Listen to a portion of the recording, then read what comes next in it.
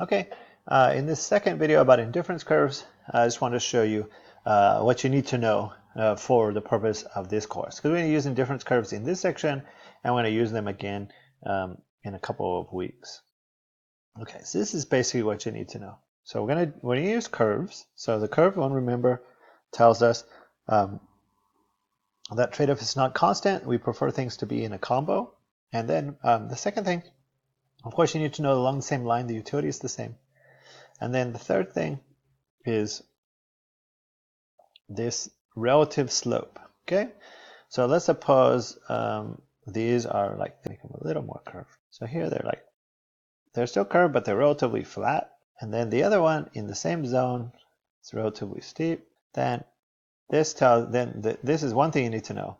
This person relatively likes when they're relatively flat. Okay, and again, remember that's because along their whole curve, they're not that willing to trade off market goods for home goods compared to the other person. And this other person relatively likes the home. This other person only is willing to give up home if you give them lots of market, even in the times when they're relatively. Anyways, so when it's more flat, they like the market more, just like it was with the straight lines.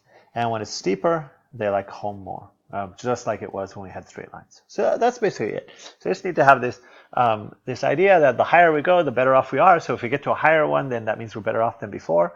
It gives us a way to evaluate different points to see what the person likes. And then the second one, this steepness also matters. So the steeper it is, the more they like the home, and the flatter it is, the more they like the market. Okay, the last thing I'm going to show you, I'm going to put this together with a PPF. Okay, so the PPF is our constraint. The PPF shows what they can do. So let's suppose our PPF shows they can produce that, right? So they can produce anywhere on there. And then we use our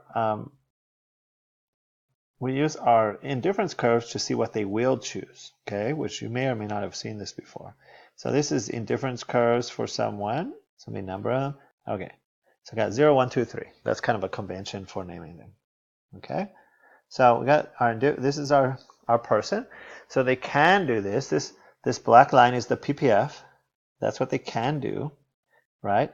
And then the indifference curve shows what they like. So you say, well, which one are they going to choose? Well, they could choose I0. They can do I0, right? They could choose it here, or somewhere in the middle. But can they do better? Well, sure. Okay, then they could choose I2 somewhere. But again, can they do better? Sure. So sorry, I1. Sorry, I should have said I1. Now I2, can they choose I2? Yes. So I2 is the one that just touches. So this is actually going to be their choice. Okay, so they're going to choose this point, right?